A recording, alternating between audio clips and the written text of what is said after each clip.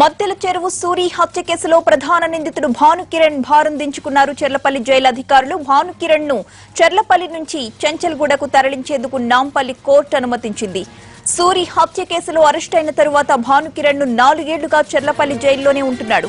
అయితే జైలు కేంద్రంగా అక్రమాలకు పాల్పడుతున్నట్లు ఆరోపణలు వెల్లువెత్తుతున్నాయి.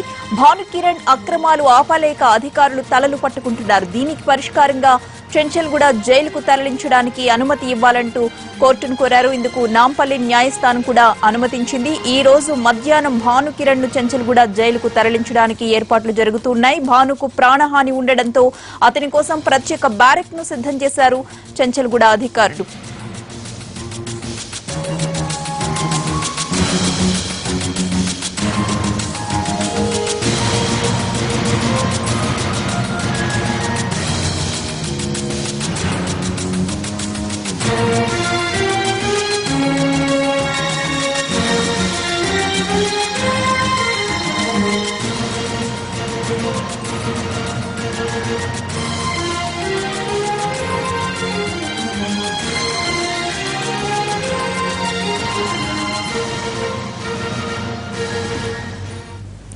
భానుకిరణ్ ను చెంచల్గూడ జైలుకు తరలించడంపై మరింత సమాచారం మా ప్రతినిధి శర్మ అందిస్తారు. శర్మ, చెప్పండి, జైల్లోంచి చాలా అక్రమాలకు పాల్పడుతున్నాడు అని చెప్పి అధికారులు చెప్తూ ఉన్నారు. ఎటువంటి అక్రమాలకు పాల్పడ్డాడు భాను? ఎటకేలకు భానుకిరణ్ ను చెర్లపల్లి నుంచి చెంచల్గూడ జైలుకు తరలించేందుకు కోర్టు అనుమతించింది. జైలు అధికారులు కోర్టు అనుమతి కోరుతూ పిటిషన్ దాఖలు చేశారు. గత ఏడాది నుంచి కూడా అతన్ని చెర్లపల్లి నుంచి చెంచల్గూడ తరలించాలన్న వ్యూహం కు సంబంధించి చెర్లపల్లి అధికారులు అనేక ప్రయత్నాలు చేసినప్పటికీ చివరికి మాత్రం కోర్టు అనుమతితోనే ఇవాళ మధ్యాహ్నం అతన్ని చెర్లపల్లి జైలు నుంచి చెంచల్గూడ జైలుకు తరలించబోతున్నారు. మద్దెల చెరువు సూరి హత్య కేసు తర్వాత ఏడాదిన్నర తర్వాత అతడు పోలీసులకు పట్టుబడ్డాడు. అప్పటి నుంచి చెర్లపల్లి జైలు కేంద్రంగా చేసుకుని అనేక అక్రమాలకు పాల్పడుతున్నాడన్నది అతని పైన ప్రధానమైనటువంటి అభియోగం.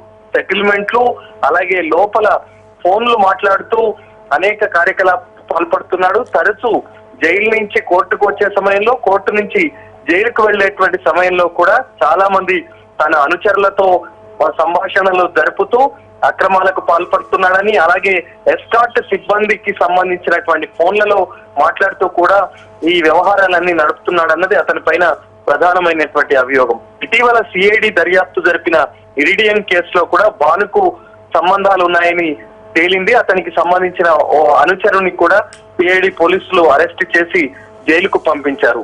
ఇలా అనేకమైన అక్రమాలకు పాల్పడుతుండడం, ఆ చెర్లపల్లి జైలులోకి మానస బ్యారెక్ లో ఇతన్ని ఉంచారు. డబల్ బ్యారెక్ లో ఉంచినప్పటికీ కూడా అతనికి లోపలికి ఫోన్లు మాత్రం వస్తున్నాయి. తరచూ 4-5 ఫోన్లతో అతడు బయట వ్యక్తులతో మాట్లాడుతున్నాడన్న దానికి సంబంధించి కూడా పక్కా సమాచారం సేకరించారు. దీంతో చెర్లపల్లి జైలుకు అప్రతిష్ట ఏర్పడుతుంది కాబట్టి ఇతన్ని ఇక్కడి నుంచి వెంటనే పంపించాలని చెర్లపల్లి జైలు అధికారులు కోర్టును ఆశ్రయించారు. కోర్టు ఈ వాదనలన్నీ విన్న తర్వాత అతన్ని పంపించాలని ఉత్తర్వులు జారీ చేసింది. వాళ్ళ మధ్యాహ్నం అతన్ని ప్రత్యేక వాహనంలో చెర్లపల్లి నుంచి చెంచల్గూడ జైలుకు తరలించబోతున్నారు. చెంచల్గూడ జైల్లో కూడా ప్రత్యేకమైన బ్యారెక్ ను ఏర్పాటు చేశారు. అది సిద్ధంగా ఉంచారు. మధ్యాహ్నం తర్వాత ఇక్కడ నుంచి ఏ కేసునైనా సరే, హైదరాబాద్ లో 10 కేసులు ఉన్నాయి, మహబూబ్ నగర్, అలాగే బెంగళూరులో, రాజస్థాన్ లో అతని పైన కేసులు నమోదయ్యే ఉన్నాయి కాబట్టి ఇక్కడి నుంచే అతడు ఏ కోర్టుకు వెళ్ళినా, ఏ కేసుకు సంబంధించి వెళ్ళినా చెంచల్గూడ జైలు నుంచే వెళ్లాల్సి ఉంటుంది. రైట్ అరవింద్, అయితే అక్కడ చెంచల్గూడ జైల్లో ఎలాంటి ఏర్పాట్లు చేస్తూ ఉన్నారు? ఎన్ని గంటలకి ఈ జైలు నుంచి ఆ జైలుకు మార్చే ఛాన్సెస్ ఉన్నాయి? మధ్యాహ్నం 1 గంట తర్వాత అతన్ని ప్రత్యేక వాహనంలో చెర్లపల్లి నుంచి చెంచల్గూడ జైలుకు తరలించబోతున్నారు. నిన్న మధ్యాహ్నం తర్వాత ఉత్తర్వులు వచ్చాయి. ఇవాళ ఉదయం చెంచల్గూడ జైలు అధికారులకు కూడా సమాచారం అందించారు. ప్రత్యేక బ్యారెక్ లో ఏర్పాటు చేయబోతున్నారు.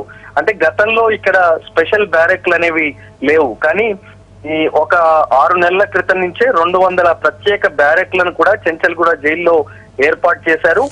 ఆ చెంచల్గూడ జైల్లో ఉన్నటువంటి ఆ ప్రత్యేక బ్యారెక్ లోకే ఇతన్ని ఇతన్ని భానుకిరణ్ ను ఉంచుతారు. అక్కడ వేరే నిందితులతో ఇతనికి సంబంధం లేకుండా ఉంచుతారు. ఎందుకంటే ఇతనికి థ్రెట్ ఉంది, అలాగే అనేకమైనటువంటి అక్రమాలకు పాల్పడేటువంటి ఆరోపణలు ఉన్నాయి కాబట్టి ఇతని పైన కొంత కఠినంగా వ్యవహరిస్తారు. ప్రత్యేకమైనటువంటి శ్రద్ధ కూడా ఇతని వ్యవహారంలో తీసుకునేటువంటి అవకాశం మనకు కనిపిస్తుంది. Right, thank you Arvind.